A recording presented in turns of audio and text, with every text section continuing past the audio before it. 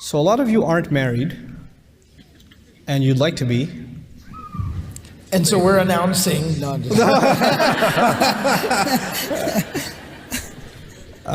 No, and there's a lot of, look, there are families that are very conservative, there are families that are not as conservative, you come from religious backgrounds, some of you don't come from religious backgrounds, but the fact that you're here in an audience like this one means that you care about Islam.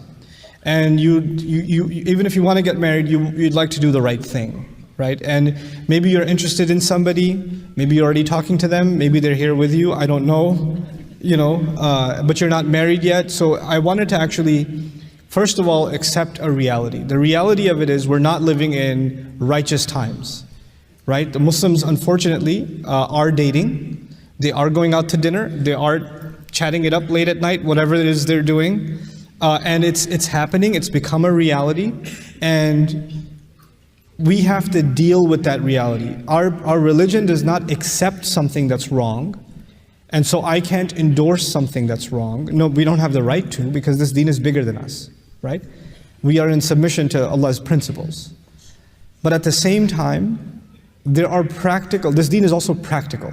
Like it doesn't give people idealistic solutions, it gives them realistic solutions. This deen, at every step I study this deen, and any principle in this deen, I come away with this deen is so practical. It takes into consideration the realistic temptations of people, their tendencies, their temperaments, their situations, their difficulties. Allah did not send Islam to angels. He sent it to you and me. He knows who He created, and He knows who needs guidance, right? So if there are audience members that are in this circumstance, some of you are parents, your sons and daughters are dating and you don't know what to do about it, and how to go about, and you're in this strange bind and it's embarrassing to talk about, because who do you tell, that sort of thing.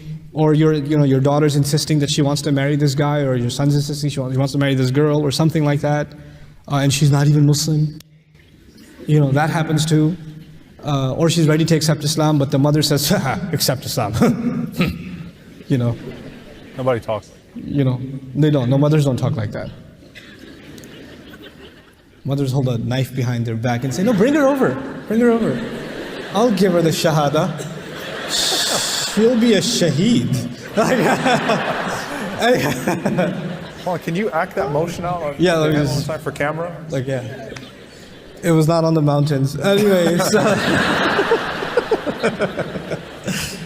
but anyway, what I wanted to ask you guys, because you guys are I'm allergic to fiqh, so that's why these two guys are here. So, what do you do in situations like this? Guy wants to marry this girl, they've already been talking or whatever, going out to dinner, and now they want to do the right thing, right? Or they want to get the family involved, they want to take good steps. Well, what do they do? Help them out. Help that one out over there. Look, he's shaking his head. I'm kidding. I don't see you. Now I do. You just got up and left. Okay.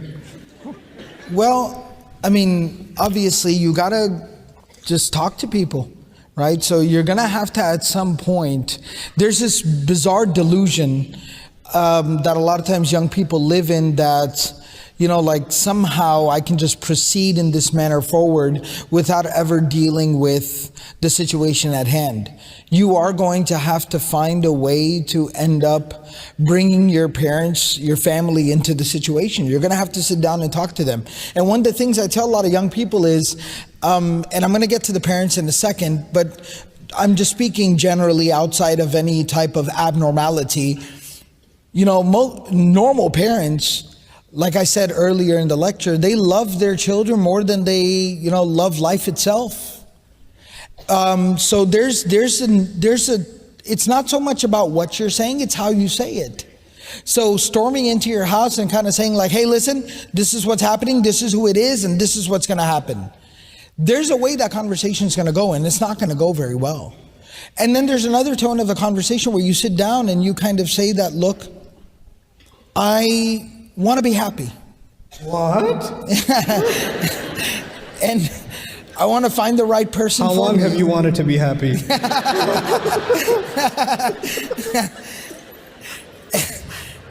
And I want to find the right person And the last thing I'd want to do is hurt you or offend you in any way, but I really feel like this is the right person for me. I want you to help me out here, right? There's a chance that that conversation might go a little bit better. But that brings me to the other side of what he just demonstrated, that there's another reality. That your mom might be like Nouman. Yeah, exactly. That parents are not perfect. And that's probably one of the biggest taboos, that most taboo things you can say in the Muslim community, whether it be America or Singapore, right? Parents are not perfect. Nobody wants to hear that. Yeah, exactly. Exactly. So it's just the reality. And so that's where what I'll tell young people is, if you are trying to make things right, as you said, maybe you did things wrong, but now you're trying to make them right. Or maybe, mashallah, you're one of those young people who are trying to do things the right way from the very get-go, and your parents are they're not perfect and they're not being reasonable, then try to find some type of ally, right? But be careful not to kind of go with your own, but try to find some type of ally. And I have plenty of personal situations, meaning very close family and friends, community members, students, and things like that, whose parents were not being reasonable. I can say with 100% confidence, these young people, they were trying to do things the right way from the very get-go. They were being right, they were becoming correct, and the parents were not being reasonable. They, instead of just completely flying solo, they ended up trying to get some type of allies on their side. Maybe it was an uncle, maybe it was a grandparent, maybe it was the imam of the community, maybe it was somebody, right? Yeah, they did. You're trying to get around the subject like they didn't use you. They used you. I have the most amazing stories. I had a mom throwing plates at me. I was like dodging plates. It was amazing. Because the mom's like, okay, please tell him he can't marry her. And I said, well, actually, I just did their nikah. Yeah. I was like, I can't. It's completely valid for these two people to get married, especially her father, even from the fiqh position that the wali of the girl has to be involved. Her father's completely on board. I've spoken to him on the phone. He's completely down. So he actually can, and I even think should marry her. And she was like, I'll be right back. She came back with plates and she just started throwing plates at me. Get out of my house. I said, okay. It's, so that might be the reality where the parents are not being reasonable, because parents aren't always perfect either. But in that situation, make sure you try to get some type of allies on your side. And here comes the little bitter pill for young people.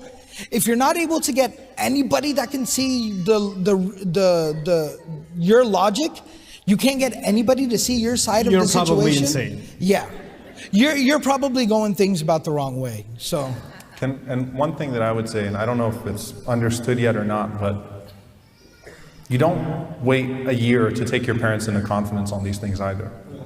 You do it from the get-go.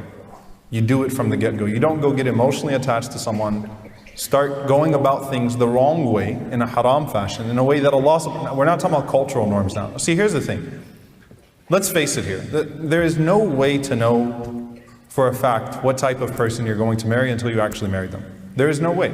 And in fact, psychologically speaking, dating will not do you any favors. It's not going to help you know that person more. It's going to help that person make a better impression on you, not help you know them more, because until you live with the person, there is no way to completely know them. So that's something that is, the decree of Allah subhanahu wa ta'ala, and things happen, and that's true. But let's face it, collectively as a society, are we moving deeper into a marriage crisis?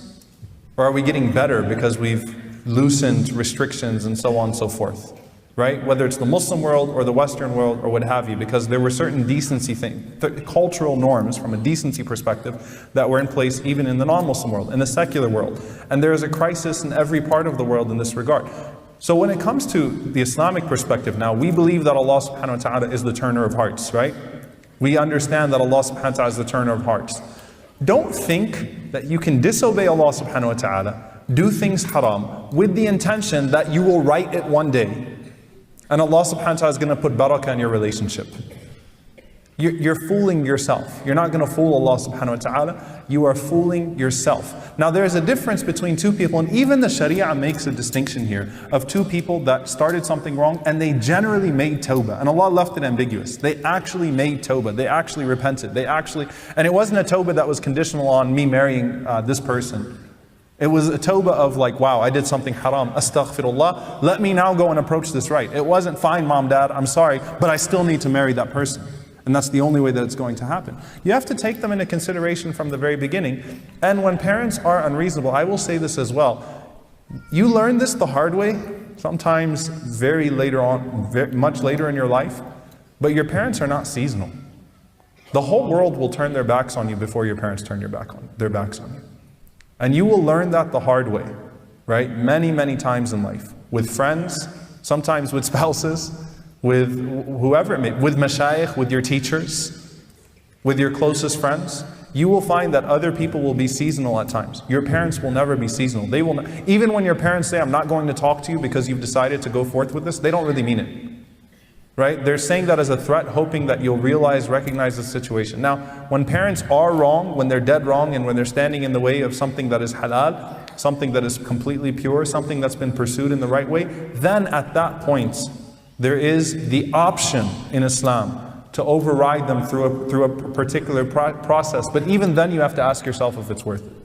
Even then, if you have to ask yourself if it's worth it. So I have a tough question for both of you. What's that? I have a hard question for both of you. Okay. There are people in the audience, inshallah they're not, but there are people in the ummah that are dating for a long time, a year, 2 years, 3 years. And the first advice that comes in my head is just get married. Doesn't matter who says what. Because you're clearly not going to let each other go. I totally disagree. You don't? I completely disagree. That's setting them up, that's giving a temporary solution. You'll make them happy for now, but their relationship is going to fall apart. Look, I do marriages and divorces. I've been doing it for 10 years, personally. And most of the time when we gave in and said, okay, fine, just let them get married, they were divorced within 3 months because they've already gotten past all the rosy part of the relationship. What I would say instead is that you have to step back and seek rational advisors, like Sheikh Abdul Nasser said, that will let you know if whether or not this is a good idea or not. And if it's a good idea, and if the fundamentals are there and the foundations are there, and you can work through it and so on and so forth, then it's better for you not to make a long-term mistake, something that's going to damage you for the rest of your life, just because you made a short-term mistake and it's going to hurt you to get away from that. Man taraka shay'an lillah awadahu Allahu khayran min. You leave something for Allah, Allah subhanahu wa ta'ala gives you something better than that. So look, if you've been in a relationship for a very long time and you really feel bad, you want to make tawbah, take a step back, ask Allah sincerely for forgiveness, then try to approach it rationally. Seek advice from people, whether or not you think this can be a good marriage or not going forward. Don't try to just take the pill that's going to make you feel good now and let you get married and then everything falls apart because you did not. Marriage is a rational decision. Marriage is not an emotional decision. It is supposed to be a rational decision. It's not supposed to be an emotional decision. So that's the point here. You look for compatibility. What is the main reason that people fall apart in relationships? Compatibility, correct? Lack of compatibility. You look for compatibility. You can't find that if... All right, I'm just going to stop now. No, I'm listening. I'm totally listening. You can't determine whether or not a person is compatible if the only thing you've seen are roses and nice restaurants and sneaking off into movie theaters and having conversations where half of the conversation is just fluff. No, it's you can't determine. Yeah, when you're in the situation, you're basically blinded by your own emotions and what's going on, right? So what you're saying is, like we see this in any situation, you bring in a fresh set of eyes, you bring in a fresh, different outsider's perspective. We know that in business all the time. You bring in a consultant who's not in the company, right? Who can. It's not, but there are certain human realities, right? And the human reality about when you are in an experience, when you are experiencing it at that moment, there are certain blinders that you have on. You're just not being able to see the big picture here. Here's the thing. Here's why I disagree with both of you. And I'm totally okay with disagreeing with people. I have learned to revel in disagreement. It is my dessert. So how many marriages and divorces have you done? Oh.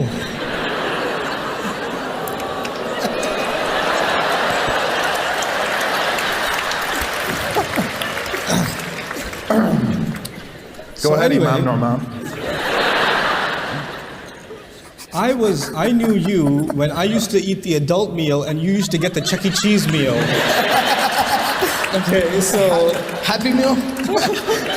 yeah, With the toy? I used to get him the Happy Meal toy at McDonald's, and they used to look at him. This guy is a child. You're 6'6" even then. Anyway. So, what was I saying? Yes. So here's what I'm saying. If there are people that are in a religiously not sanctioned relationship, they're dating, and I specifically mentioned they're involved in this kind of a relationship for years. My argument and my problem is that these people are emotionally invested in each other. Yeah. And they have spent quite a bit of time together. Right or wrong, they've already done that. My personal problem is, why should this be some other man's fault that his now wife has emotionally already invested herself in someone else who's not going to leave her head anytime soon? And this is going to be a problem later on. Like they almost like they deserve each other at this point. Like this is my thinking about this problem. And maybe they don't get married, fine. But at least they should be given the option to pursue this. If you want to add the rational element to this too, they were never rational to begin with. Can we just agree that it's not black and white? Huh? Can we agree that it's not black and white? It's Sure. a case-by-case situation. Sure, it is a case-by-case situation. But this is, the problem becomes with these families, they say, well, you can marry anything you want, not her. That's the one. Well, no, that's still very much a possibility.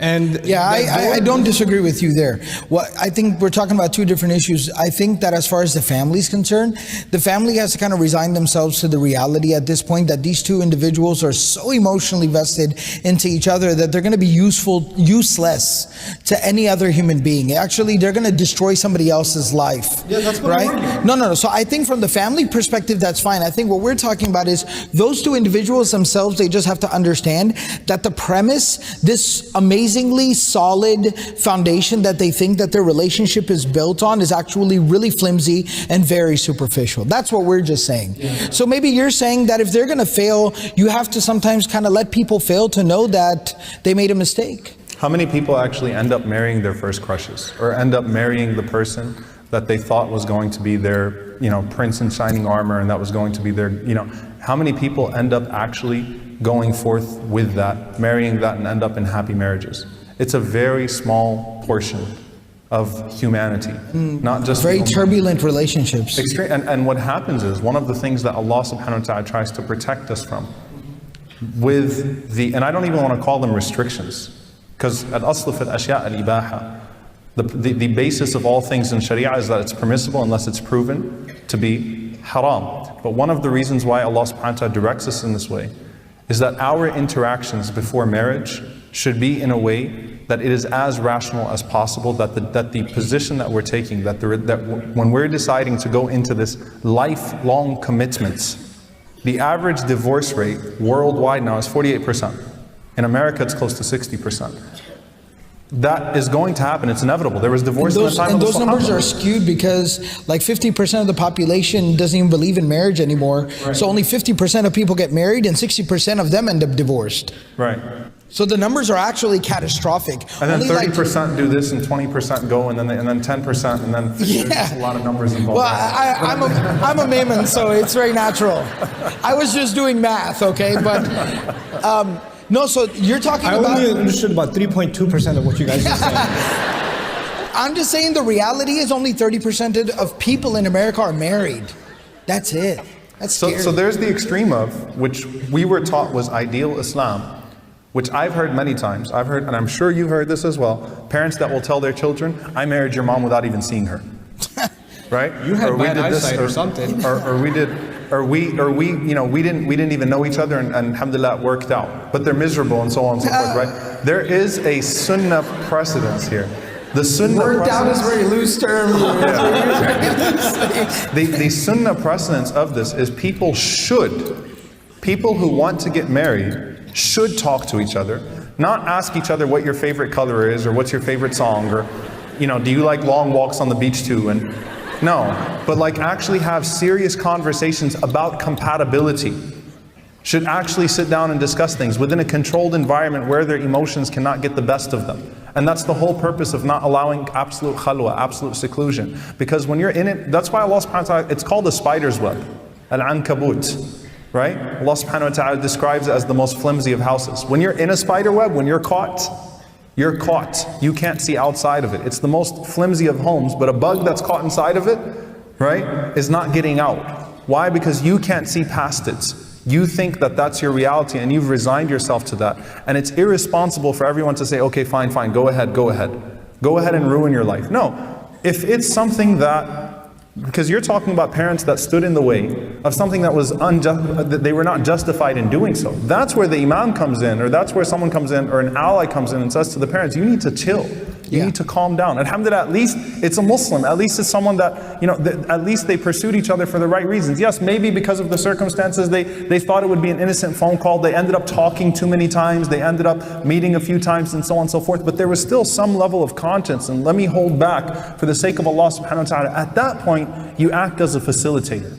At that point, you act as a facilitator. But it's not black and white.